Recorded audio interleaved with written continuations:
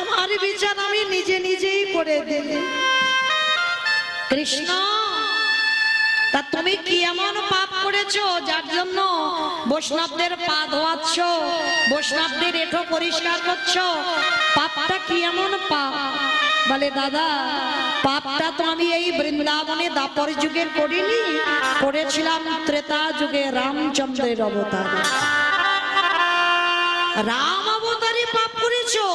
কি পাপ? বলে আমি নিজের হাতে একটা মুনিপুত্রকে হত্যা করেছি। নিজের হাতে মুনিপুত্রকে হত্যা? সে কে? বলে দাদা, বিশ্বসভার মুনির ছেলে, যার নাম ছিল রাবণ রাজা। রাবণ রাজা কি আমার রঘুপতি রামচন্দ্র নিজের হাতে অকাল বোধন পূজা করে মেরেছিল। অকাল বোধন মানে দুর্গা পুজো, যে দুর্গা পুজো আপনারা আমরা দেখতে যাই, ওটা তো রামচন্দ্র করেছিল। কেন? রাবণের মৃত্যুর জন্য। তাহলে এই রাবণকে মেরে আমার রামচন্দ্রের অপরাধ হয়েছিল। আচ্ছা মায়েরা, এই জায়গাটা একটা হাসির কথা হলো না? রাবণের মতো ব্যক্তিকে মারলে জীবনে পাপ হয় কি মায়েরা? পাপ হয়? রাবণের মতো দুরাচার, রাবণের মতো পাপিষ্ঠ লঙ্কার মাটিতে তো কেউ ছিল না। কি গো? কারণ যার নিজের 10,000 বউ ছিল, তথাপি বাবা ভগবানের বউকে চুরি করে এনেছিল। তাহলে তার মতো পাপিষ্ঠ আর পৃথিবীতে কেউ আছে? কে গো মায়েরা? আগে বলো তো দেখি, রাবণ ভালো লোক ছিল না খারাপ লোক ছিল? ভালো লোক। হাই ভগবান, বলে নাকি রাবণ ভালো লোক ছিল। ও মায়েরা, যার 10,000 বউ, তবু বাবা জগতে এত মেয়ে ছিল, কারোর পছন্দ হলো না, একেবারে ভগবানের বউ চুরি করতে হলো। ভগবানের বউ চুরি করতে হলো। আজকে সেই রাবণ রাজা কি করে ভালো হলো? এটাই তো তত্ত্ব। কীর্তন উপর থেকে শুনলে হবে না বাবা, তলিয়ে ভাবার নাম হলো তত্ত্ব। ভিতরে যেতে হবে। আর কীর্তন শুনতে শুনতে বাবা যে যত ভিতরে যাবে, কীর্তন শুনে রস আস্বাদন হবে। এই যে যারা যারা বলে রাবণ খারাপ, তারা জানে না বলে বলে রাবণ খারাপ। কারণ লঙ্কার মাটিতে সব থেকে বড় ভক্ত যদি থাকতে হয়, একজনই ছিল, যেটা হলো আমার রাবণ রাজা। তাহলে যেটা আপনারা আমরা দেখি সেটা কি ভুল? বলে না, মোটে ভুল নয়।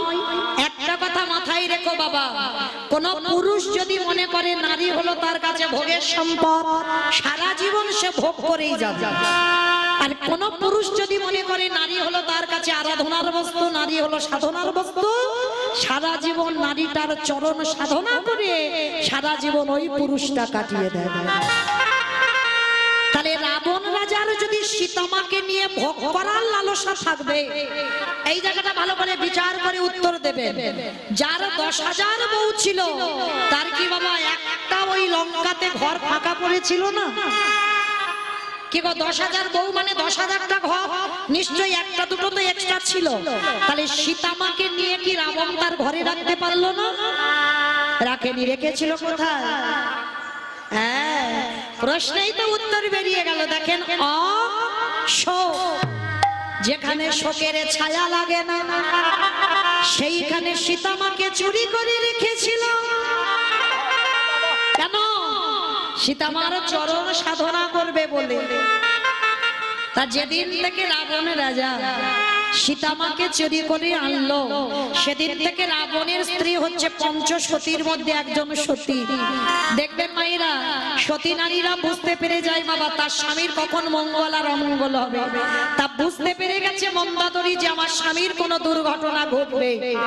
তা মন্দাদরী কাঁদছে, রাবণ রাজা এসে বলছে, স্বামী মন্দাদরী পাগলিনীর মতো কাঁদছে। তা রাবণ রাজা এসে বলছে, মন্দাদরী কাঁদো কেন? বলে কাঁদবো না, জগতে এত মেয়ে ছিল, কারোর পছন্দ হলো না, একেবারে তুমি ভগবানের বউটাকে চুরি করলে কেন? এই বুদ্ধিটা তোমার মাথায় এলো কেন? এতগুলো বউ ছিল, তোমার পছন্দ হলো না? রাবণ রাজা কথা বলতে বলতে বাবা সীতামাকে একবার ওই কথার ভিতরে মা বলে ফেলেছে। আর যেই না মা বলে ফেলেছে সঙ্গে সঙ্গে মন্দোদরী প্রশ্ন করেছে, দাঁড়াও দাঁড়াও দাঁড়াও, সীতামা তোমার মা? বলে আরে পাগলি, সীতামা তোমার মা। তা সীতামা যদি তোমার মা হলো, তাহলে ওই যে অশোক বটিতে রেখেছো চেরিরা কেন সীতামাকে ধরে ধরে মারছে? রাবণ রাজা বলছে, মন্দোদরী শোনো, আমি তোমাকে একটা কথা বলি। ওই সীতামা হলো আমার ভব পারাপারের তরণী। তরণী মানে কি গো মা? নৌকা। তরণী মানে নৌকা। আচ্ছা মা, ধরো নদীর ঘাটে একটা নৌকা বাঁধা আছে, আর যিনি নৌকাটা চালায় বাবা, সেই নৌকা যিনি চালাচ্ছে নৌকাটা বেঁধে রেখে কোথাও খেতে যাক বা ঘুরতে যাক বা ঘুমাতে যাক বা বিশ্রাম করতে যাক। আচ্ছা বাবা, হঠাৎ যদি কেউ পাথরের টুকরো নিয়ে নৌকাতে বেশ করে মারে, অমাইরা মাঝি ছুটে দেখতে আসবে না তার নৌকা থেকে মারছে? দেখি তার নৌকাতে যদি মারে ছুটে দেখতে আসবে না? বুঝলে কিছু? যারা ভক্তি জীবনে নেমেছে বাবা তারা ঠিক বুঝতে পেরেছে, যারা কীর্তন বোঝে তারা বুঝতে পেরেছে। সীতামা যদি আমার নৌকা হয়, আর ওই নৌকাটা চালাই কে? আমার রঘুপতি রামচন্দ্র। আরে ভালো ভালো মন্দোদরী, ওই চেরি গুলো হলো এক একটা পাথরের রূপী। যতবার ওই নৌকার গায়ে আঘাত করবে, যদি একেবারে মাঝি রূপী রামচন্দ্রের কানে চলে যায়, আমার মাঝি কি আর থাকতে পারবে? 7 সমুদ্র 13 নদী পার করে আমার সীতামাকে উদ্ধার করবার জন্য লঙ্কায় আসবে। কি বাবা বুঝেছো? আরো পরিষ্কার করে বোঝাই। আমার সিনেমা টিনেমা দেখো, আচ্ছা সিনেমা না দেখো, সিরিয়াল দেখো তো, সন্ধ্যা থেকে রাত 11টা পর্যন্ত ও পর পর হতেই আছে সিরিয়াল দেখো। আচ্ছা দেখবে মা, যে সিরিয়ালেতে বাবা ভিলেন না থাকে জমজমাট হয় না, ভালো লাগে? মানে খলনায়ক একটা দরকার, তবে ভালো লাগে সিরিয়াল। তাহলে বলেন তো, যখন নায়ককে জব্দ করা না যায় তখন ভিলেন কি করে? কি করে? নায়িকাকে চুরি করে। আর নায়িকাকে যদি একবার চুরি করে আনা যায়, তাহলে কি বাবা আবার মরতে নায়কের কাছে যেতে লাগবে? 10 তলা বিল্ডিং থেকে নায়ক ঝাঁপিয়ে নায়িকার কাছে যাবে না? তাহলে লীলার মধ্যে ও তত্ত্বের মধ্যে দেখেন, আমার নায়িকা যদি সীতামা হয়, আরে নায়ক যদি আমার রামচন্দ্র হয়, আরে ভিলেনে যদি আমার রাবণ রাজা হয়, যত নায়িকাকে আঘাত করবে, আরে নায়িকা যত নায়কের নাম ধরে বসে বসে কাঁদবে, যত জ্বালাবে, যত যন্ত্রণা দেবে, যত ব্যথা পাবে, যদি একবার নায়ক রূপী রামচন্দ্রের কানে চলে যায়, সে যে সাগর পার করে লঙ্কার মাটিতে আসবে। মন্দোদরী, আরে যেদিন আমার রামচন্দ্র লঙ্কায় আসবে,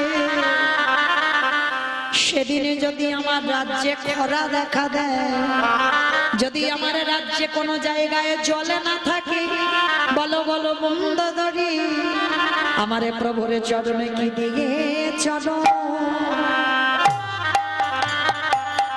বলো তুমি ধোবা ধোবাই, যেদিন আমার প্রভু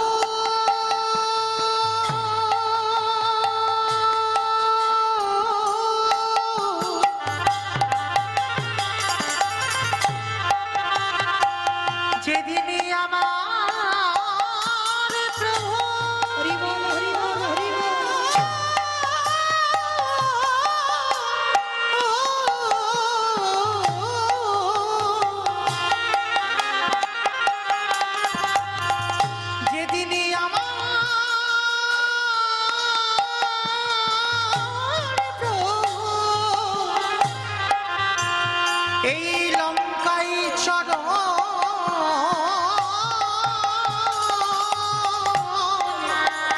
চরণে দেবে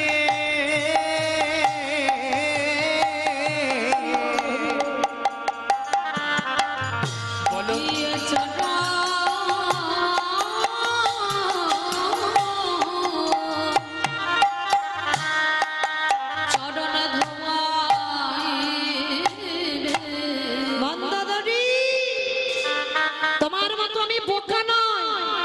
কেঁদে কেঁদে চোখের জলগুলো অপচয় করে দেব আমি আঁকলে রেখে দিয়েছি কেন জানো যেদিন আমার রামে দয়াময় লঙ্কায় আসিবে যদি আমার রাজ্যে কোথাও জল না থাকে আমার রামচন্দ্রের চরণ যুগল আমি বক্ষে নেব আরে বক্ষে নিয়ে কি করবো জানো আমার চোখের জলে চরণ চরণ ধোয়া হে রামে দয়া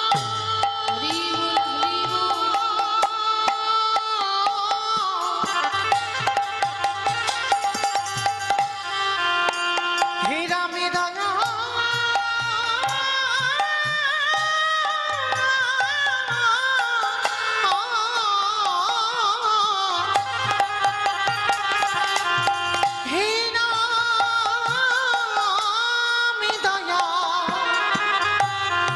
দয়া করো বলে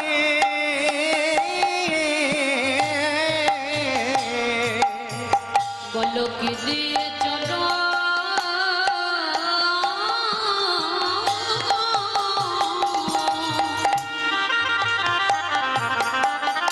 চরণ ধোয়া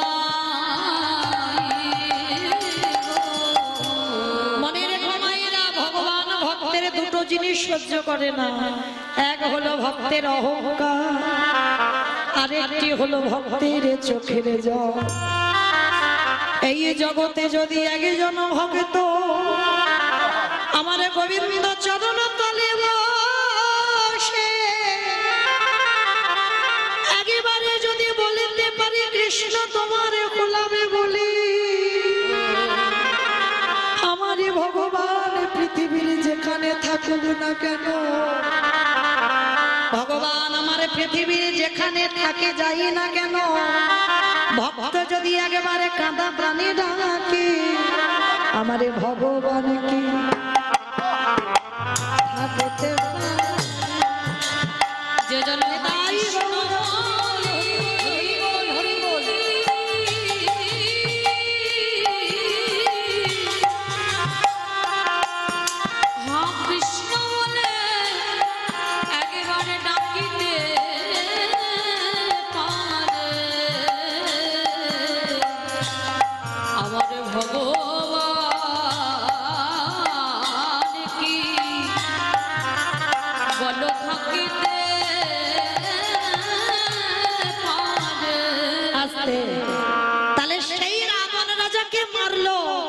রাবণ রাজাকে মেরে বাবা রামচন্দ্রের সর্বশরীরটা পাপী হলো সেই পাপটা ধুচ্ছে কবে না যুধিষ্ঠির রাজস্বয় যজ্ঞে আমাইরা যেখান থেকে গিয়েছিলাম আবার সেখানে চলে এলাম আর এই যুধিষ্ঠির রাজস্বয় যজ্ঞে ভগবান রামচন্দ্র হয়ে যে পাপ করলো সেই পাপটা ধুচ্ছে কৃষ্ণ অবতারী যুধিষ্ঠির যজ্ঞে কি করে ধুচ্ছে হরিবল মাইরা যদি আমরা আপনারা কেউ অপরাধ করে ফেলি অজান্তে তো পাপ হয় নাকি অজান্তে একটা সাধুগুরু বৈষ্ণবের চরণ যুগল ধৌত করাও তাও যদি না পারো ওই বৈষ্ণবদের একটু এঁঠো পাতা পরিষ্কার করো তাও যদি না পারো ওই বৈষ্ণবদের উচ্ছিষ্ট নিয়ে একটু গায়ে মেখে নাও আর যদি নিতে পেরেছো কোটি কোটি জন্মের অজানা পাপ থেকে আপনার আমরা মুক্তি পাবো পাবো পাবো নিতাই গৌর প্রেমানন্দে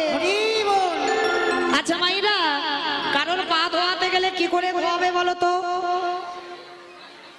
বলো কি করে ধোয়াবে হাত পা বেঁধে পুকুরে ফেলে দিলেই হবে হাত পা বেঁধে নাকি পুকুরে ফেলে দেবে কোনদিন দেখেছো এইরকম করে কেউ পা ধোয়া পা ধোয়াতে গেলে বাবা পাত্রে জল নিতে হবে, ঘটি নিতে হবে। আর যার পা ধোয়াবো সে ছোট হোক আর বড় হোক, পা যখন ধোয়াতে বসেছি বাবা, আমার মাথাটাকে তার পায়ের কাছে নিচু করতে হবে। কি বাবা ঠিক বললাম তো? তা বিশ্বের সৃষ্টা মালিক ভগবান রাজস্বাই যজ্ঞের দরজায় দাঁড়িয়েছে, পা ধোয়াবে বলে একেবারে রেডি হয়ে আছে। অগ্নিদেব, পবনদেব, বরুণদেব, ইন্দ্র, ইন্দ্রাণী, ব্রহ্মা, সাবিত্রী, শিব, দুর্গা সব পরপর লাইন দিয়ে দাঁড়িয়ে আছে। আর কৃষ্ণ যজ্ঞে একটা করে আসে, পা ধোয় আর যজ্ঞের ভিতরে ঢোকে। এমন সময় জগৎ জননী মা, মানে সবার মা, আমারও মা, আমার বাবারও মা, আমার ছেলেরও মা, তাই না? যেমন চাঁদ সবার মামা, আমার মামা, আমার বাবার মামা, আমার মার মামা, আমার ছেলেও বলে মামা।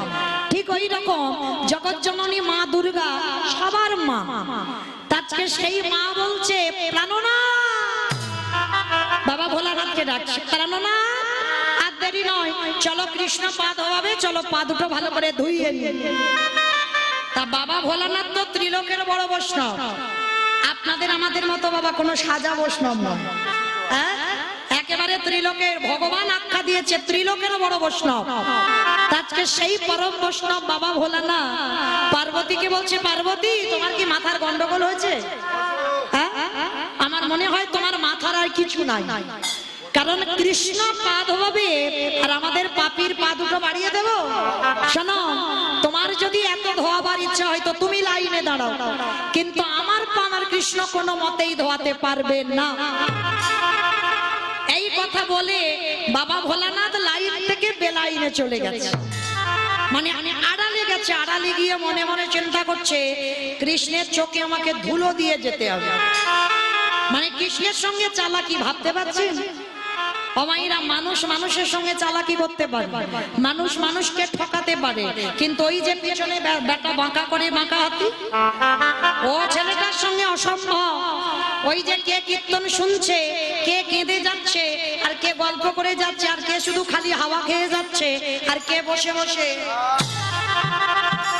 আমি কিচ্ছু দেখতে পাচ্ছি না, কিন্তু ওই যে ছেলেটা ফাঁকি দিতে পারবে, সময় মতো লিখে একেবারে ঘরে সময় মতো পৌঁছে দেবে। কে কি করলো জগতে, হ্যাঁ আমি কিছু বলবো না, করে যাও, গল্প করার দরকার করে যাও, আর দেখবে ফলটা কিরকম হয়। কীর্তন আসরে আজকে এই যে হরিবাসরে বসে গল্প, তো বুঝবে ঠেলা সেই দিন।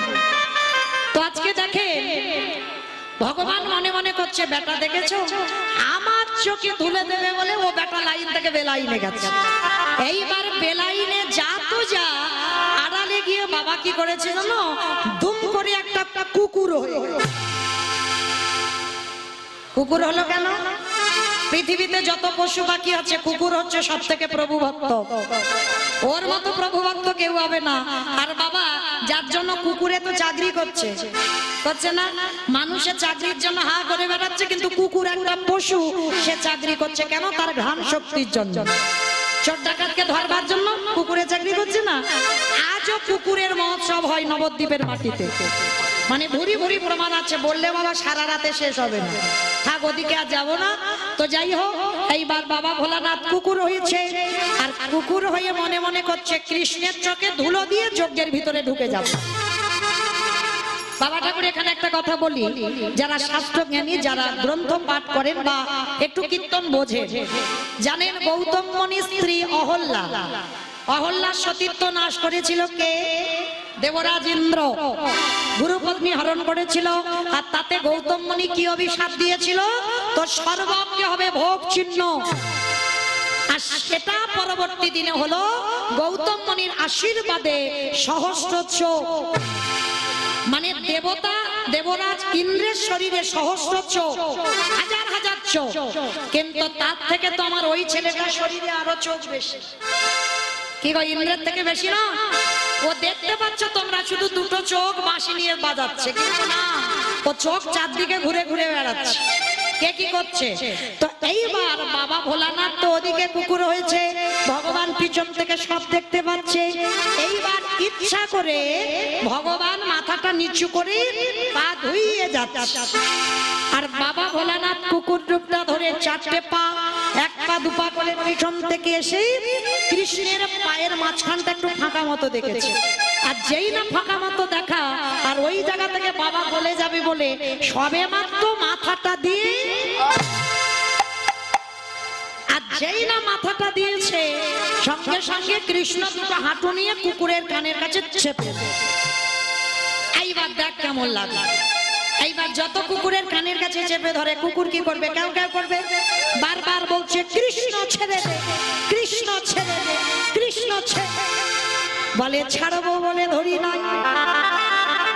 হে বৈষ্ণব বৈষ্ণব, ও হে বৈষ্ণব গোসাই,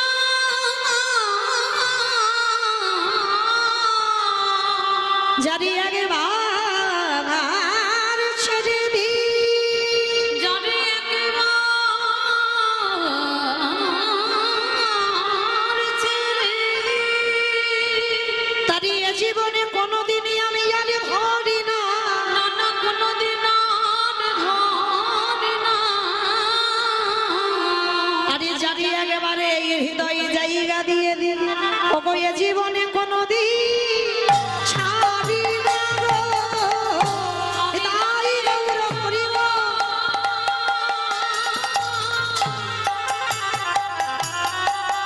এই হৃদয়ে জায়গা দিয়ে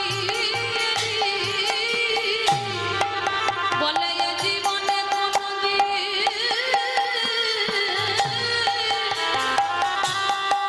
নানা ছাড়ি না। আস্তে যেই না বাবা ভোলানাথকে একেবারে পায়ের ভিতরে নিয়ে কানের কাছে চেপে ধরছে আর বারবার তো কুকুর শুধু ছটফট করছে কৃষ্ণ ছেড়ে দে। শু, একটা কথা হবে না, একটা কথা হবে না, এখন নয়, একটু বসো, এখন নয়। যেই না বাবা আজকের ভগবান কৃষ্ণ কি করেছে, ওই কুকুরটাকে বেশ করে মোটা দড়ি নিয়ে আস্তে পাস্তে বেঁধেছে। আর বলো তোমার কুকুরকে বেঁধে দিলে কুকুর আর কিছু করতে পারবে? সে শুধু তো চারটে পা শুধু ছটফট করে যাচ্ছে। ভগবান বলে এবার পায়ের ব্যবস্থা করতে হবে। এইবার মোটা দড়ি নিয়ে কুকুরের চারটে পা এক জায়গা বেঁধেছে।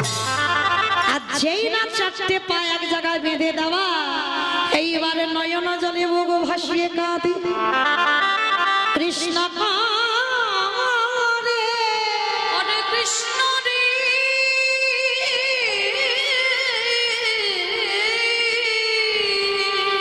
বললাম তো আমি ভুল করেছি, অন্যায় করেছি। এই কান বলছি, নাক বলছি, জীবনে আর ভুল করবো না। আমার ছেলে চুপ, একটা কথা বলবে না। দেখো খালি কি করে যায়। এইবার কুকুরের চারটে পা এক জায়গা বেঁধে দিয়ে, এই জায়গাটা ভালো করে শুনবেন, সবার পা বাবা ঘটিতে করে জল দিয়ে ধোয়াচ্ছে। আর ভগবান বৈষ্ণবকে কোন জায়গায় রেখেছে দেখেন। আর বাবা সেই বৈষ্ণবদের পিছনে লাগতে বাবা আমরা ভুল করি না, লাগি না বৈষ্ণবদের পিছনে। অমুক বড় বৈষ্ণব হয়েছে না, খবরদার, চরম ধরে বলে যাই, নিজে পারবো না অন্যের পিছনে লাগতে ছাড়বো না, কখনো করো না। কেন? একজন মানুষকে বলো তো যে এক মাস অন্তত একটু নিরামিষ সেবা করে দেখতে, হরিবোল হয়ে যাবে। এখন বাবা বাবা মা মরে গেলে সে মালসার ভাত খাওয়া উঠে যাচ্ছে, বলে 15 দিন খেতে হবে হবুসি। ওই পারবো না বাবা, ওই এক সপ্তাহ 5 দিন মোটামুটি হবে। সে 15 দিন থেকে এক সপ্তাহ 5 দিনে এসেছে। আবার অনেকে 3 দিন বাবা ছেলে হয়েও 3 দিন মালসার ভাত খাচ্ছে। যদি বলেন বাবা আপনাদের এই গ্রামে নয়, আমার গ্রামে হচ্ছে, দেখেছি নিজের চোখে। এখন বাবা মার সাথেও সে হবুসি খাওয়া উঠে যাচ্ছে, কিন্তু তারাই বৈষ্ণবদের পিছনে নিন্দা করে বেড়ায়। কিন্তু চরম ধরে বলছি বাবা, বৈষ্ণব অপরাধ করি যে বাবা গঙ্গা স্নানে যাওয়া, যে গঙ্গা স্নানে যায়, পতিত পাবনী গঙ্গা তারে দেখে দূরে সরে যায়। তারে দেখে দূরে সরে যায়। বৈষ্ণব দেখে যে বানানো মাই মুকুট, নানা গায়ে মুন্ড, তার মন্দ পড়ে যায় নরকের কুণ্ড। নরকের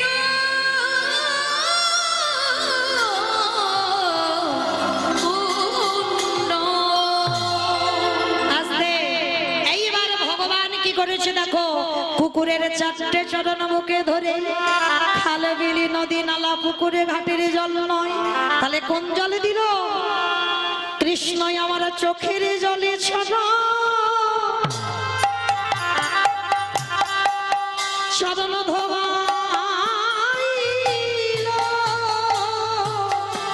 তাই গৌর প্রেমানন্দে হরি বল।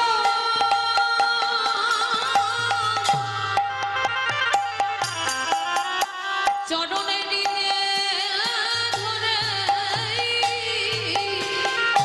চোখের জলে চরণ ধোয়াইল। বলি আরে তো চরণ ছাড়িব না হে ওই চোখের জলে ধোয়াইল। হে বৈষ্ণব কৃপা করো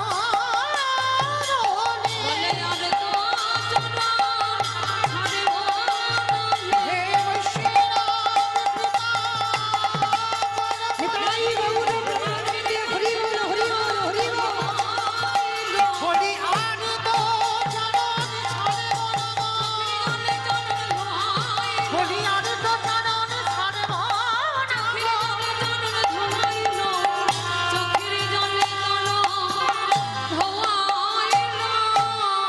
আস্তে তাহলে মায়েরা আজকের বোঝা গেল সেই পরম বৈষ্ণব বাবা ভোলানাথ কুকুর হয়েছে।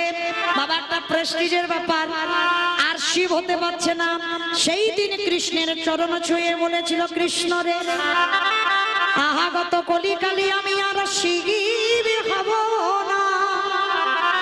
কি মায়েরা বোঝা গেল? যেখান থেকে গিয়েছিলাম আবার সেখানে রিটার্ন ফিরে এলাম।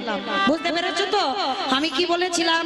সত্যতে শিব হলো, ত্রেতাতে শিব হলো, দাপরে শিব হলো, কলিতে শিব নয়। কারণটা কি? এই হলো তার কারণ। এইবার কৃষ্ণের চোখের জল কুকুর রূপী ভোলানাথের চরণে পড়ল।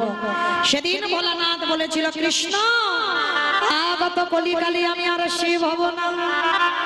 আর তুই আমার কৃষ্ণ হবি না, তুই হবি নদীনার নিমাই চাঁদ। নদিয়ার নিমাই চাঁদ।